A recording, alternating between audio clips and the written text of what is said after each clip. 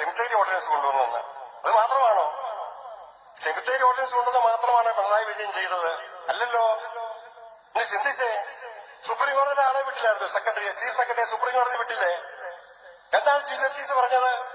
നിങ്ങൾ ഇങ്ങനെ തുടങ്ങുവാണെങ്കിൽ, കോടതി വിധി അനുസരിച്ച് പള്ളികൾ പിടിച്ചു കൊടുക്കാൻ നിങ്ങൾ തയ്യാറാകുന്നില്ലെങ്കിൽ ഗുജറാത്തിലെ അനുഭവം ഉണ്ടാവും. കൽത്തുറങ്കിൽ അടക്കപ്പെടും നിങ്ങളെ. ആർക്കു വേണ്ടി അത് പോയി? നമ്മുടെ യാക്കോബേക്കാരായിരുന്നു സെക്രട്ടറി, അല്ലല്ലോ.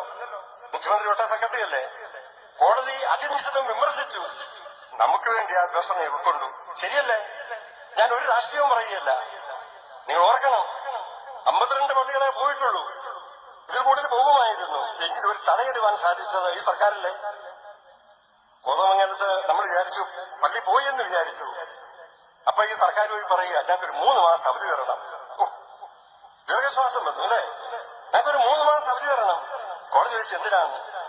അപ്പൊ കാര്യങ്ങളൊക്കെ പറഞ്ഞു, കൊറോണയല്ലേ, പിന്നെ ഇലക്ഷനൊക്കെ വരുന്നു, 3 മാസം വേണം. അവിടെയും അതിനിശ്ചിതമായിട്ട് വിമർശിച്ചു.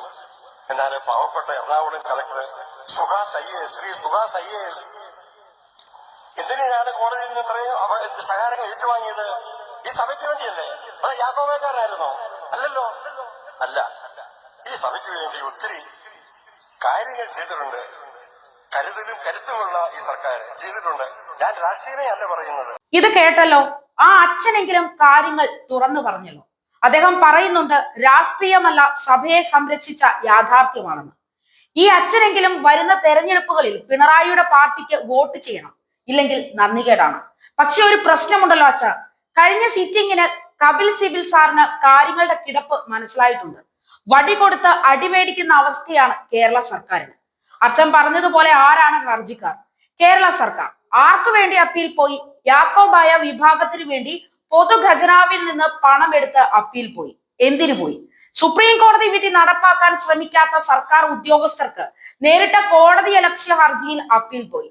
എന്തായിരുന്നു ആ ഹർജിയുടെ ഉള്ളടക്കം? യാക്കോബായ വിഭാഗം മഹാഭൂരിപക്ഷമാകിയാൽ വിധി നടപ്പിലാക്കാൻ പ്രയാസം. എങ്കിൽ ആ മഹാഭൂരിപക്ഷം അറിയാൻ ആ കണക്ക് കൊണ്ടുവരൂ എന്ന് കോടതി പറയുന്നു. സർക്കാർ, റവന്യൂ, തദ്ദേശ വകുപ്പുകൾ യാക്കോബായക്കാർ കൊടുത്ത ഇരു വിഭാഗത്തിന്റെയും കണക്ക് സർക്കാർ കണക്കായി എടുത്തു വെക്കുന്നു.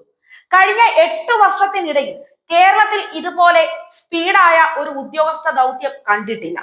പ്രളയത്തിലോ കോവിഡിലോ വയനാട് ദുരന്തത്തിലോ നാം കാണാത്ത റവന്യൂ, ആഭ്യന്തര, തദ്ദേശ വകുപ്പ് ഏകോപനം ഇക്കാര്യത്തിൽ നടക്കുന്നു.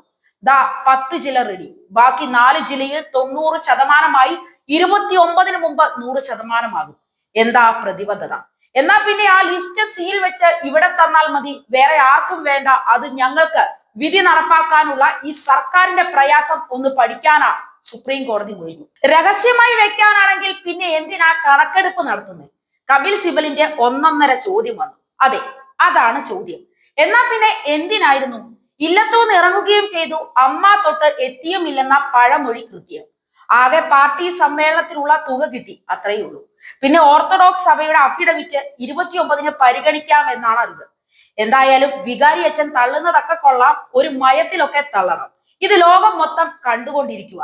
ഇതിൽ കൂടുതൽ ഒരു തെളിവ് ഈ കോടതിക്കും ആവശ്യമില്ല. അതുകൊണ്ട് സൂക്ഷിച്ചാൽ ദുഃഖിക്കണ്ട.